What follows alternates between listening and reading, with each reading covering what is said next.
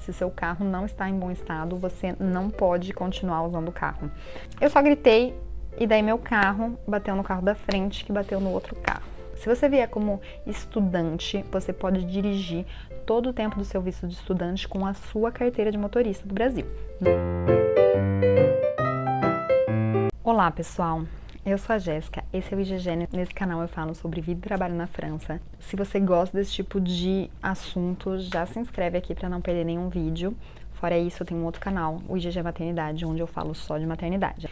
É o seguinte, gente, hoje eu vou falar para vocês dos meus perrengues de carro na França. E para você que tá querendo vir pra cá, comprar um carro e tudo mais, e se pergunta como isso funciona, fica nesse vídeo, porque eu vou explicar, assim, cada ponto, com cada perrengue que eu passei, eu vou explicar outras coisas. Então, gente, não cometam os mesmos erros que eu. Aprendam com os meus erros. Assim, vocês podem, assim, ver uma vida feliz com menos erros. Eu tive 4 perrengues, assim, maiores com o carro na França. Na verdade, eu tive bem mais que isso, mas vamos ficar com esses 4, senão o vídeo vai ficar muito longo.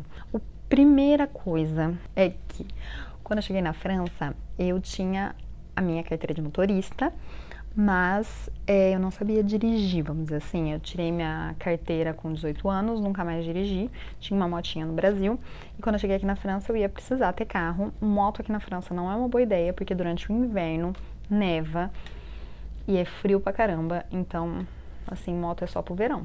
Então eu falei, vou precisar de um carro, porque eu preciso me locomover de um ponto A para o ponto B. E eu vi que eu ia precisar realmente de um carro. Assim, no começo da residência eu ia ter que fazer plantões obrigatórios num hospital onde tinha 2 hospitais. E às vezes quando me ligavam do outro hospital eu precisava pegar o carro e ir para outro hospital. Era 10 minutos de carro de intervalo. E eu precisava pegar o carro do lugar e ir do ponto A para o ponto B. Olha só, gente.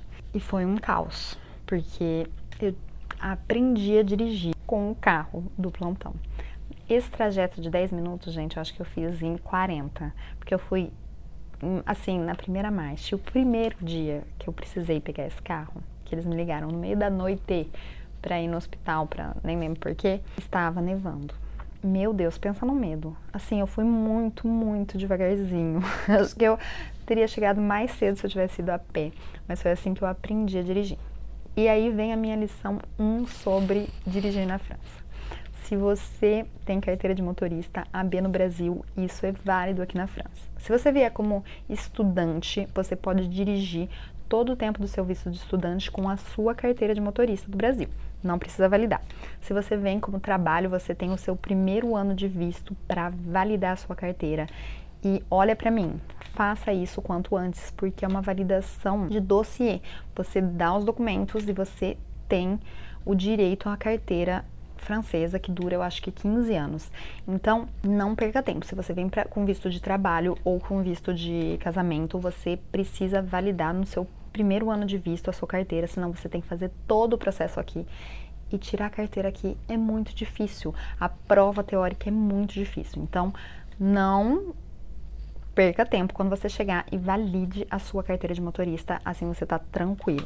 Então foi assim que aos poucos eu fui aprendendo a dirigir e eu comprei o meu carrinho aqui na França. Para vocês terem dúvida assim quanto custa comprar um carro na França, eu já fiz um vídeo sobre custo de vida na França e eu paguei, eu acho que 4 mil no meu carrinho, velho, tá? Mas que dá pro gasto e já vai fazer 5 anos que eu tô com ele, então tá aí uma dica. Aqui na França não se tem o hábito de trocar o carro todos os anos, tá? Então, muita gente tem carro velho e vida que segue. O segundo perrengue que eu tive, gente, foi um dia que eu fiz um vlog, foi o primeiro dia de escola do meu filho. Eu estacionei meu carro num estacionamento que pra mim era reto e aparentemente eu não pus o freio de mão e o carro foi descendo, descendo, descendo e bateu em 2 outros carros, sendo que um desses 2 outros carros era de alguém que eu conhecia e o outro carro era de outra pessoa. E, gente, foi o caos. Porque eu tive que ir embora correndo, eu deixei um bilhetinho pro cara, o bilhete voou, eu acho.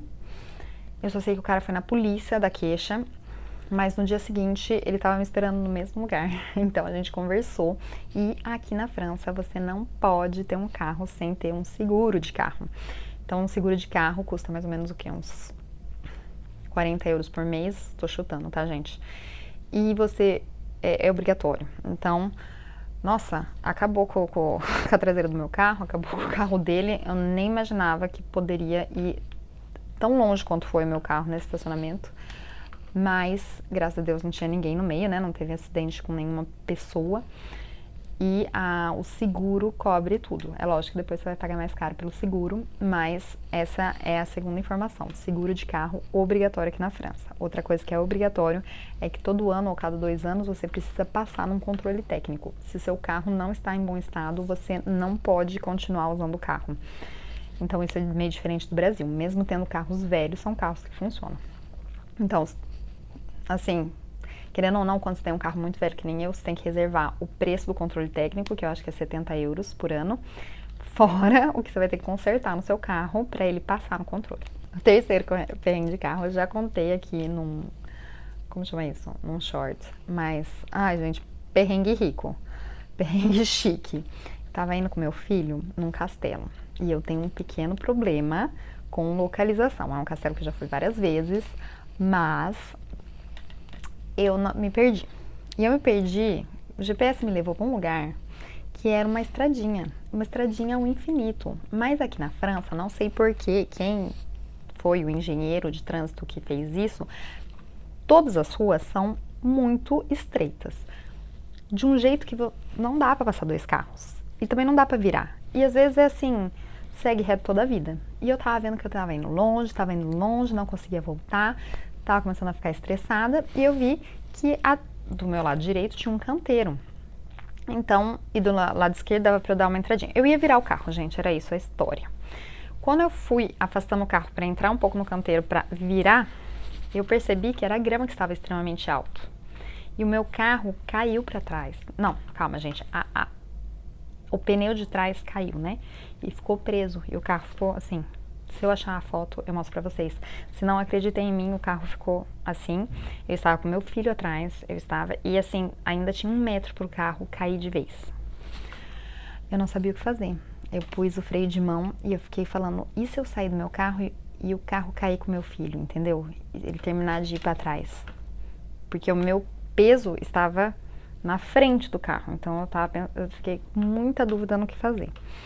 Então eu tirei meu filho da cadeirinha estando ainda dentro do carro, porque eu estava morrendo de medo que ele caísse sozinho para trás. E eu falei, pelo menos a gente cai junto. Não sei se foi a melhor coisa a fazer. E daí eu saí correndo. De todo jeito, o carro não se movimentou, ele ficou no mesmo lugarzinho. E eu fui começar a procurar alguém para me ajudar. E fui na casa da frente e falei pro senhor que morava lá, falei, ai meu Deus, meu carro tá preso. Ele falou, meu Deus, mas por que você não entrou na minha garagem pra dar a volta? Por que você não entrou na minha casa pra dar a volta? Porque ninguém entra na casa de ninguém assim, gente, não existe, né? Mas eu falei, não pensei. Ele falou, você é a 6ª pessoa. E depois da 3ª pessoa eu comprei todos os equipamentos necessários pra rebocar carros. Então ele veio, assim, pegou, rebocou meu carro assim numa tranquilidade, com alguém que tá fazendo isso há muito tempo. Daí eu falei, muito obrigado, meu filho viveu a aventura, ele lembra até hoje, gente, ele tinha 2 anos, agora ele tem 4, e ele fala dessa aventura de rebocar o carro e tudo mais. Fomos pro castelo, deu tudo certo. A minha terceira dica é, cuidado com essas ruas estreitas, viu? Porque além das ruas serem muito estreitas, e normalmente elas são vai e volta, tá? Então sempre tem um carro vindo, você fala, meu Deus, onde ele vai passar? Onde vou? Onde estou? Quem eu sou? Mas fora isso, gente, aqui a prioridade sempre é da direita, tá? Então se você estiver numa rua, você tem que parar cada vez que tem um carro da direita. Como você não sabe de onde vem o carro, se é da direita ou esquerda, você meio que tem que parar em cada esquina. Vamos fazer simples? Você tem que dirigir bem devagarosamente. E agora, esse foi o terceiro, né? O quarto perrengue foi que uma vez, gente, eu tava voltando do meu trabalho, um trajeto que eu fazia todo dia, e eu subi em cima de uma calçada sem querer e explodiu o meu pneu. Gente, eu falei, ó Deus, ó vida. Eu parei o meu carro e falei, onde tem uma sarjeta pra eu sentar e chorar? Então eu saí quase sentei na sarjeta, veio um cara e falou: eu vi que estourou seu pneu, posso te ajudar? Eu falei: muito obrigado, nunca troquei um pneu, né? Ia ter que, eu tava, assim, falei, qualquer coisa eu procuro um vídeo no YouTube como fazer isso. E o cara falou: não, vem cá, em 2 segundos ele pegou e trocou meu pneu. Eu falei: nossa. Ele falou: eu sou mecânico. Eu falei: gente, que sorte, eu estourei meu pneu na frente de um mecânico que tava saindo da casa dele. E daí, eu fui embora, né, com o meu step e fui trocar os meus pneus depois, o que me faz pensar no último acidente, o último perrengue, que foi o pior perrengue. Que é o seguinte, gente, eu tava saindo do hospital, não era o meu carro, era o carro do meu marido, ele estava saindo do hospital, e eu tenho ódio nesse dia, porque não era pra eu ter ficado até tarde, era pra mim, uma colega ficar até tarde, e a bonita saiu. Então eu tive que ficar até tarde e começou a nevar. Era pra eu ter saído às 5 horas, tudo ia dar certo. Eu fui sair às 6h30, às 6 horas começou a nevar. E já tinha nevado no dia anterior. Tava uma nevasca e tal. E daí eu saí com o carro e aconteceu pela primeira vez essa sensação de, o que eles chamam aqui de verglas. Que é, o problema não é a neve, gente, quando você dirige. O problema é quando congela o chão. Porque daí você fica escorregando. Tipo patinação no gelo, versão carros. E daí eu fui com o carro e eu tava indo, gente, ainda bem que foi no comecinho, não foi nem, foi antes de eu pegar a estrada, né, que eu pego a estrada pra voltar pra casa. Mas no comecinho, antes de chegar no semáforo pra virar pra pegar a estrada, eu vi que eu não tinha mais o controle da situação. Daí eu comecei a gritar, não serviu de nada, né, eu tava com o meu vidro fechado, o ar ligado, o aquecedor, mas eu gritei. Não tinha o que fazer, gente, o carro tava sozinho, eu não conseguia mais, eu brequei, não serviu de nada, eu não tive a presença de espírito de pôr o freio de mão, mas segundo meu marido talvez fosse pior, porque o carro poderia rodar. Eu só gritei, e daí meu carro bateu no carro da frente, que bateu no outro carro. Ai, bem. Então vamos pra outra lição, que é, você precisa de pneus de neve.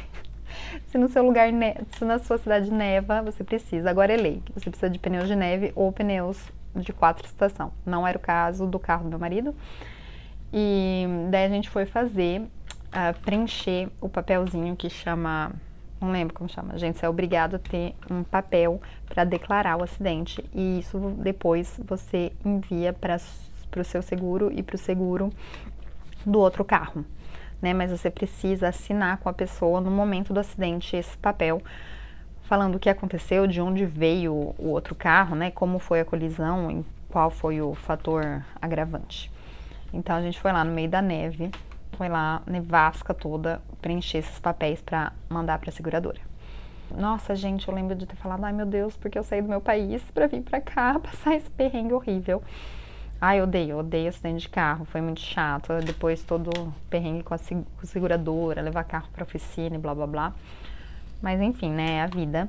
Muito cuidado. Agora, quando eu vejo que tá nevando, já vem um furo na espinha. Quando eu vejo que tá escrito lá na estrada, atenção, verglas, né, que é quando tá congelado o solo, eu já fico assim, gente, ai, nervosíssima. Eu dirijo a 1 por hora na estrada, não tô nem aí. Mas, graças a Deus, nunca mais tive isso. E quando eu troquei, então, o meu pneu, que eu tinha estourado no perrengue anterior, eu já troquei pelo 4 estação, porque eu não quero mais isso na minha vida. Então é isso, gente. Vocês têm um perrengue de carro aqui na França para contar pra gente? Põe tudo aqui embaixo. E outras experiências. Pode ser perrengue de carro no Brasil, pode ser um Oi GG, pode ser um Adoro Seus Vídeos. Ai, que delícia. E é isso. Se vocês gostam desse tipo de história, dá um like pra eu saber e se inscreva no canal. Grande beijo.